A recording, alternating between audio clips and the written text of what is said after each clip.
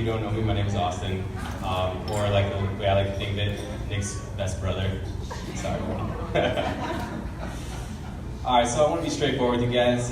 I spent more time trying to figure out how to get out of this speech than actually writing this speech. So my first idea was to eat a whole box of Fiber One bars before coming up here.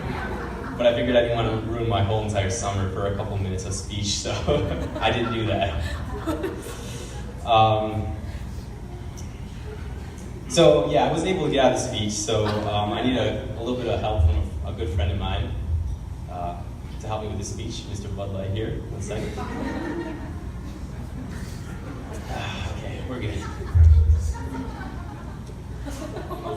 All right, in all honesty though, I did write this speech. I did spend some time on this speech, actually at work, on Thursday. So if it sucks, blame my manager for not giving me enough time. So, in all seriousness though, I'd like to congratulate Nick and Sarah. So apparently they've been dating for 6 years. I wasn't really sure how long they were dating. So I think the reason it took so long though, for this day to happen is because I think Nick is afraid of commitment. And I came up with this theory because, I mean, for one, Nick can't keep a vehicle for more than a few months. So I think he's already looking for his next truck. And he also can't commit to a home improvement project either, so we won't say anything more about that.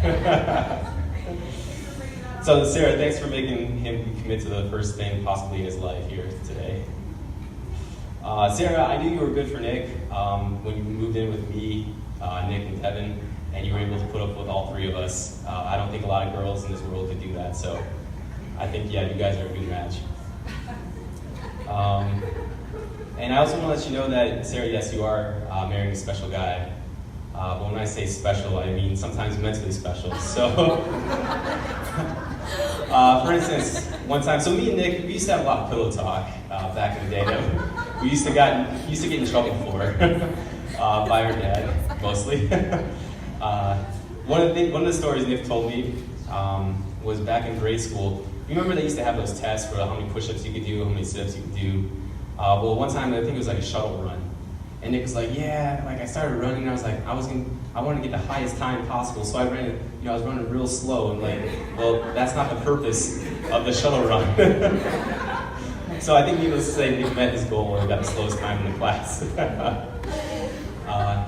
But he's also special in other ways. I mean, I remember one time I went to Florida a few years ago and my ex almost killed him with a jet ski, and so we ran into his jet ski, and he actually ended up paying the deductible for the jet ski that he almost got killed with. So, so he's also special in that way too.